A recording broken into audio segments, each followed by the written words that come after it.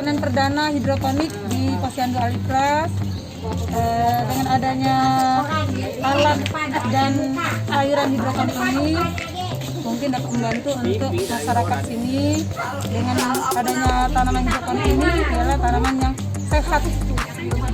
Ini diberikan bantuan dari FKPI melalui Bapak Gubernur Sumatera Selatan, untuk kader Posyandu Kecamatan di 53. Kebenaran saya ketua Kecamatan di 53 kader Posyandu. Alat hidroponik ini diberikan pada bulan Agustus awal. Setelah seminggu dari pemberian alat ini, mulai kami pembibitan penanaman, akhirnya jadilah panen perdana sayur hidroponik. Tanaman hidroponik untuk kader Posyandu ini. Tanaman hidroponik untuk Posyandu ini pada intinya kita melakukan pemberdayaan pada Posyandu yang lurus, jadi supaya Posyandu bisa mandiri. Hasilnya 20% masuk ke kas Posyandu, sehingga Posyandu itu bisa membeli makanan tambahan setiap bulan. Itu aja Mas dari ini.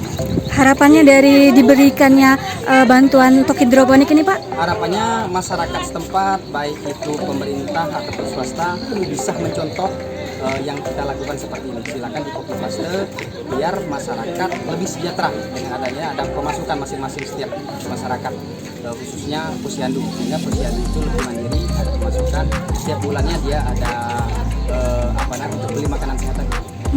Kalau kita untuk yang hidroponik ini udah berapa banyak sih? Sejauh ini sudah 35 alat ini tersebar di 18 kecamatan di Kota Palembang. Tapi kita khususkan koordinator puskesmas sebanyak 41. Jadi sejauh ini baru 35. Nah, tujuannya tadi supaya di Kota Palembang ini ya ketahanan pangan khususnya saya sampaikan sudah terpenuhi. Ya, lahan sempit tapi kita bisa memanfaatkan 2 kali 3 meter atau 2 kali 4 meter, itu bisa efektif, efisien.